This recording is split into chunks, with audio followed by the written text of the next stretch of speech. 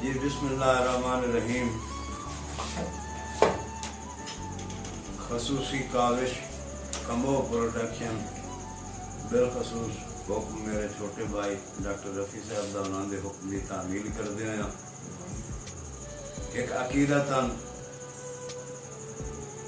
شعر سماعت فرماؤ کہ اللہ پاک دے کل انبیاء تو مدنی سرکار الگے،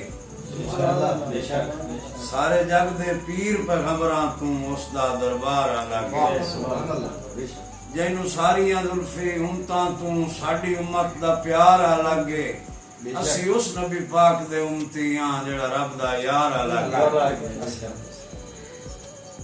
جی مختصر عبادت ہو گئی، دو چار دوڑے توجہ کرے سو جی. کر ثابت نوکری ہاتھ بن کے جے نہیں درباری دتی، کر ثابت نوکری ہاتھ بن کے جے نہیں درباری دتی، میں پلکاں نال جناب دے در تو پئی روز بہاری دتی. گلا تیرا زلفی ہو نہیں سکدا، بس سیت نہیں یاری دتی، کیڑے دکھ رکھ بویے بندیاں تے سانو رب نہیں واری دتی. سائیں تیتو نکھڑ کے منتا ان پیا لگدا ہے جویں میڑیاں موڑ کے بیٹھا، کل کھٹیا سارا زندگی دا لمے زلفی لوڑ کے بیٹھا. میرا سنگ نہ چھوڑ جناب دی خاطر میں بھی جگ نوں چھوڑ کے بیٹھا، اور جڑے چومدیاں تھکدا ہی نہ ہوں وہ ہاتھ جوڑ کے بیٹھا.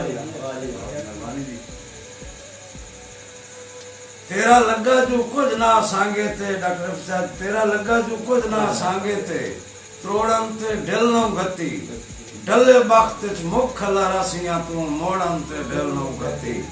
بیڑا کیتا ہی زلفی اوکھ دے ویلے چھوڑن تے ڈھل نو گتی، چنگے ٹھلیا سے تینوں انگل نہ پا کے بوڑن تے ڈھل نو گتی.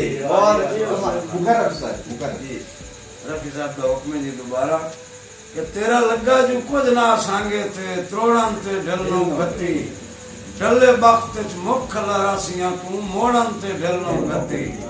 بیڑا کیتا ہی زلفی اوکھ دے ویلے چھوڑن تے ڈھل نو گتی، چنگے ٹھلیا سے تینوں انگل نہ پا کے بوڑن تے ڈھل نو گتی.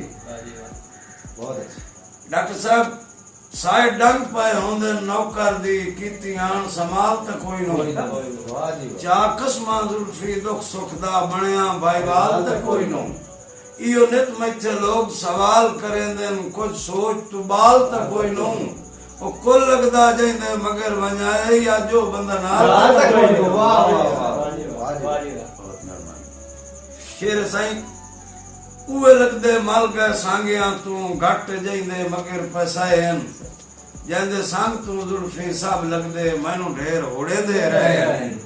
ہن جتھے کوئی ملدا ہے پچھدا ہے تیرے او لگدے کدے گئے، ہٹھا منہ کر کے بس آنکھ چھڑے نا اس شہر وچ مسئلے پے. واہ جی واہ، مہربانی وسلام.